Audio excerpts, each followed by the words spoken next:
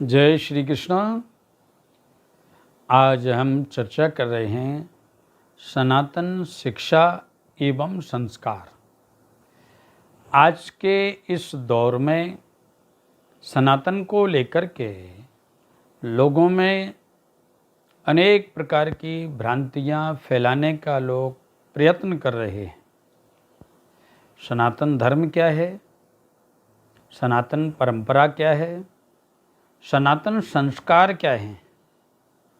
सनातन है क्या अर्थात? इसके बारे में जरा विस्तार से आप समझें एवं आज की युवा पीढ़ी को अवश्य समझना चाहिए हमारा धर्म क्या है, हम कौन सी परंपरा में यह मनुष्य देह लेकर के पैदा हुए हैं, हमारे कर्तव्य क्या हैं। अच्छा, सनातन धर्म को मानने से हमको मिलेगा क्या? आज हम स्वार्थपरक जीवन जीने के आदी हो चुके हैं, तो वह स्वार्थपरक जीवन में धर्म से भी व्यक्ति स्वार्थ की सिद्धि करना चाहता है, अथवा ऐसा माने कि हम पूजा के साथ अपने संकल्प पहले प्रकट कर देते हैं, हम अमुक देव की पूजा करेंगे तो हमारा यह कार्य बनना चाहिए। यह स्वार्थ संकल्प युक्त सेवा के हम आदी हो चुके हैं। क्या वस्तुतः धर्म में स्वार्थ है या स्वार्थ में धर्म है? जरा विस्तार से जानें। हम किसी दूसरे धर्म या पंथ की चर्चा बिल्कुल भी नहीं करेंगे। हमारी युवा पीढ़ी को अपने धर्म के बारे में जानना चाहिए। सनातन धर्म की शिक्षा क्या है? सनातन धर्म है क्या? सनातन कहते हैं अनादि को, जो सृष्टि के प्रारंभ से प्रलय पर्यंत और पुनः सृष्टि के प्रारंभ से पुनः प्रलय पर्यंत जो चलने वाला धर्म है वह सनातन है। सनातन का मतलब अनादि, सनातन का मतलब संपूर्ण, और सनातन का मतलब है जो सब का है। इसके लिए यह आप अवश्य जान लीजिए, सनातन में किस देव की परिकल्पना की जाती है। सनातन धर्म कहता है सर्वम खलविदं ब्रह्म, सर्वम खलविदं ब्रह्म, सारा संसार ही ब्रह्ममय है। और सनातन धर्म का दूसरा सूत्र है सर्वदेवमयम जगत, यह सारा जगत सब देवमय है। हमारे सनातन धर्म में सभी की उपासना का इसके लिए वर्णन है, क्योंकि हम उस ब्रह्म को सभी में देखते हैं। कई लोग इस पर प्रश्न उठा करके लोगों को भ्रमित करने का प्रयत्न करते हैं। तुम्हारे धर्म में अनेक देव हैं, तुम्हारे धर्म में अनेक उपासनाएं हैं, तुम्हारे धर्म में अनेक पद्धतियां हैं, तुम्हारे धर्म में चींटी की भी सेवा है, वृक्ष की भी सेवा है, पाषाण की भी सेवा है, मृत की भी सेवा है, जल की भी सेवा है, अग्नि की भी सेवा है। ये अनेक, ध्यान रखना, जो सबकी सेवा कर सके वही सनातन है, जो सबको लेकर के चल सके वही सनातन है। सनातन विराट है।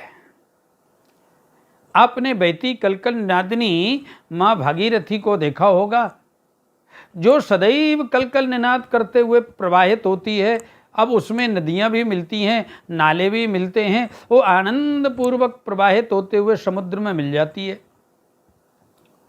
लाखों लोगों को, करोड़ों लोगों को वह जल प्रदान करती है, जीवनदायिनी है। करोड़ों लोगों के पाप को हरण करती है। करोड़ों लोग अपने दैनिक जीवन में उसके जल को प्रयोग करते हैं।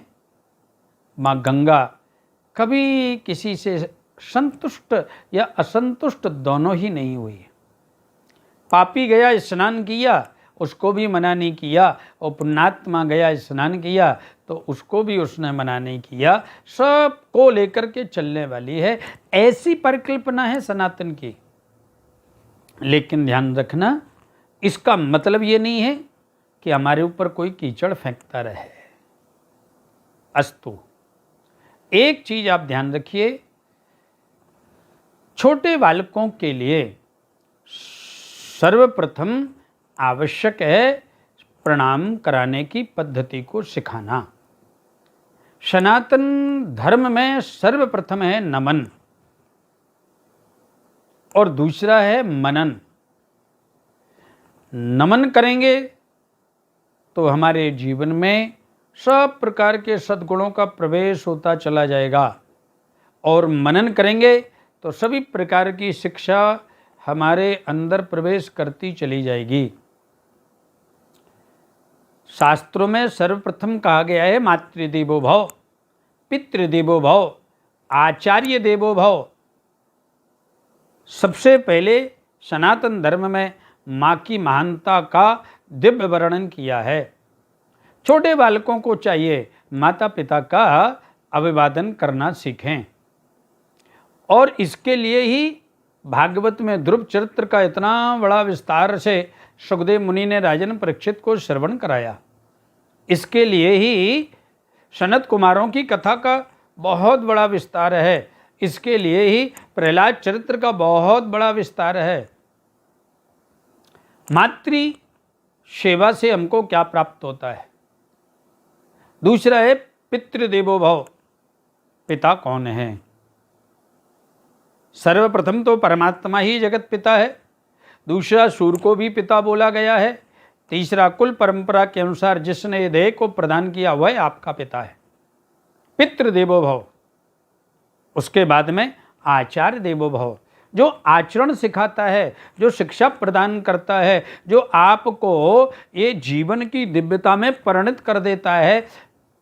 हीरा कोयले की खदान में प्रकट होता है, लेकिन जब अच्छे जोहरी के पास चला जाता वो उसको इतना सुंदर सजा करके, संभाल करके, उसको घिस करके, उसको रेती से बहुत सुंदर आकृति प्रदान करके जब सजा करके रख देता है तो जो कोयले की खदान में था, जिसका कोई मूल्य नहीं था, वो अमूल्य हो जाता है। यह करने का जो कार्य करे वह आचार्य है। इसलिए आचार्य का जो स्थान है वो देवताओं से भी ऊपर है। आचार्य देवो भव। इसके बाद में बालकों के लिए हम सभी को चाहिए नित्य प्रति अपने घर में, मंदिर में प्रणाम कराने की आदत डालें। नित्य प्रभु के स्वरूपों से परिचय कराएं। देखो, घर में बालकों की प्रथम गुरु उसकी माँ है और माँ का परम कर्तव्य है अपने धर्म की शिक्षा बालकों में देना। चाहे वो पुत्री हो या पुत्र हो, नित्य प्रति उनको मंदिर में प्रणाम कराइए, भगवान के स्वरूपों से परिचय कराइए। उसके बाद जब थोड़े और बड़े हों तो सूर्य भगवान को अर्घ देने की आदत डालो। सूर्य भगवान को अर्घ जब प्रदान करते हैं तो जैसे सूर्य प्रकाशित होकर के जगत के अंधकार को समाप्त कर देता है, ऐसे ही आपके बालक अपनी विद्या के द्वारा, अपनी ऊर्जा के द्वारा, अपने संकल्प के द्वारा, अपने कर्म के द्वारा आपके नाम को, आपके परिवार के नाम को और अपने नाम को पूरे नगर में, प्रदेश में, देश में और विश्व में स्थापित करने का काम करते हैं। इसलिए नित्य बालकों से सूर्य भगवान को अर्घ दिलाएं। जब भी घर के बड़े वृद्ध किसी भी तीर्थ में जाएं, मंदिर में जाएं, देवालय में जाएं, कथा में जाएं, सत्संग में जाएं अथवा कोई भी आपके पारिवारिक कार्यक्रम में जाएं तो बच्चों को अवश्य लेकर के जाएं। सबसे बच्चों का परिचय कराएं।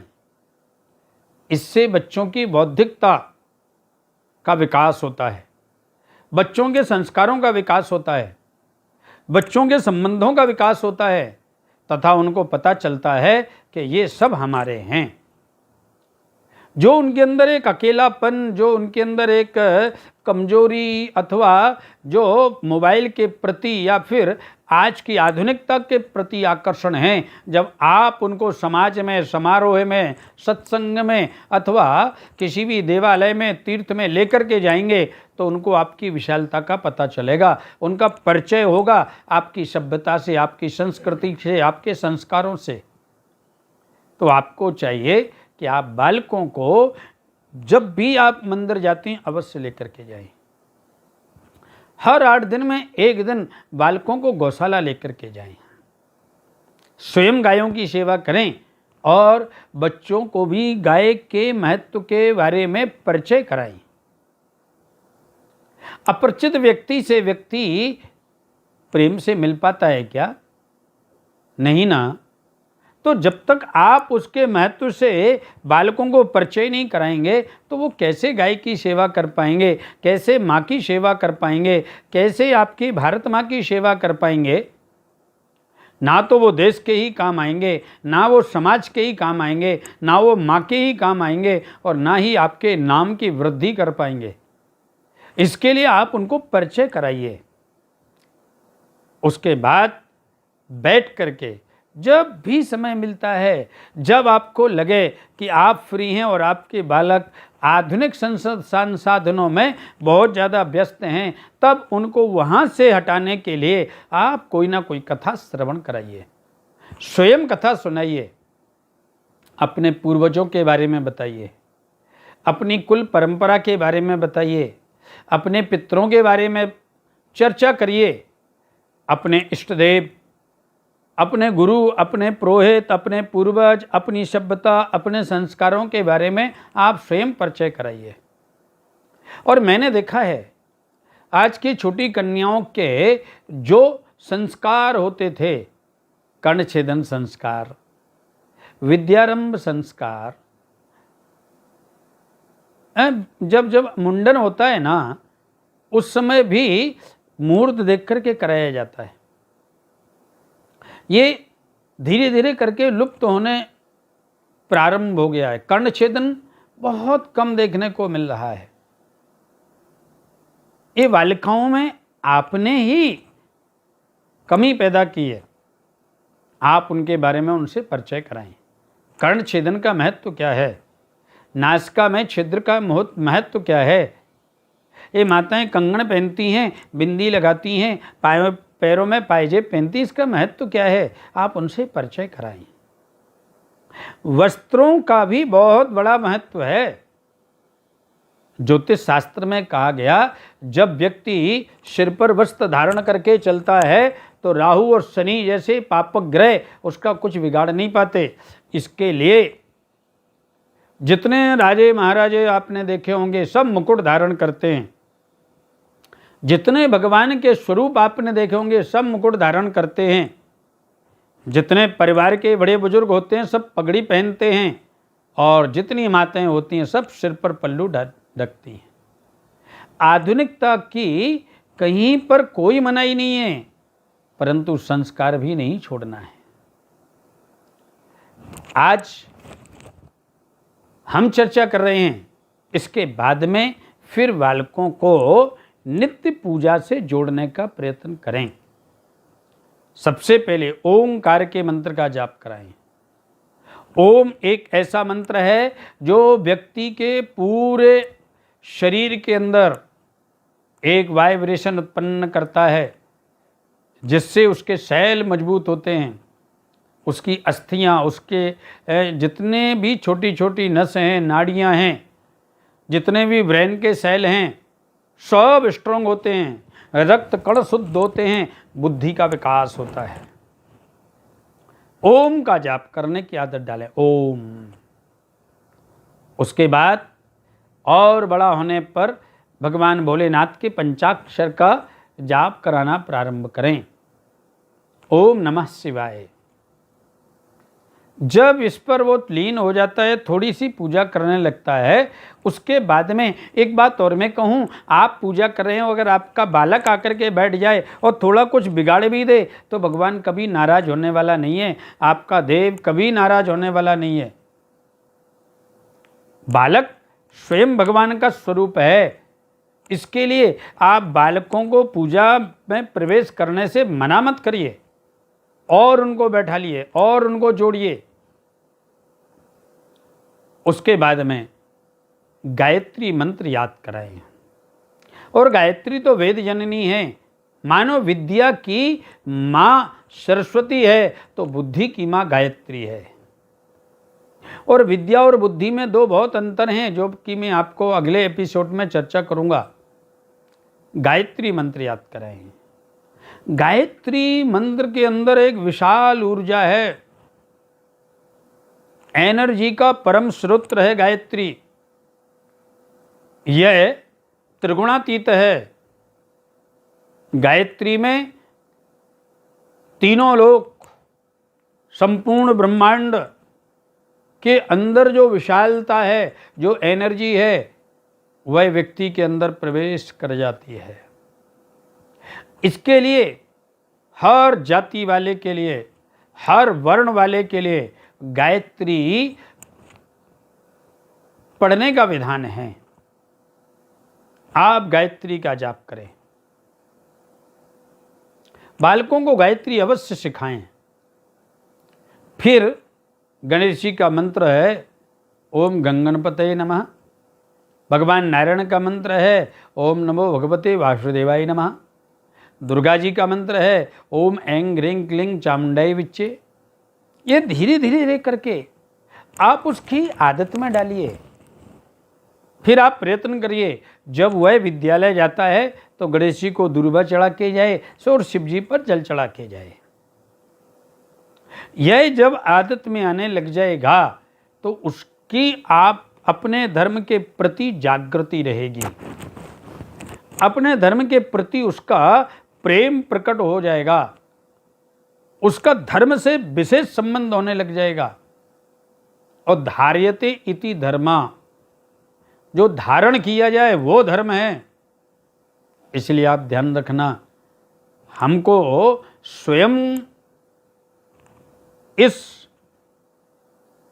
संकल्प को लेना होगा कि अब हम अपने बालकों के अंदर, अपने परिवार के अंदर, अपने समाज के अंदर धर्म की विशेषता के बारे में चर्चा करेंगे। धीरे धीरे करके विस्तार होता चला जाएगा। अभी इस पर विशेष करके रोज चर्चा करेंगे। और ध्यान रखना, ये सभी चर्चाएं स्कंद पुराण और पद्म पुराण से लेकर के की जाएंगी, कोई मनगढ़ंत चर्चा नहीं होगी।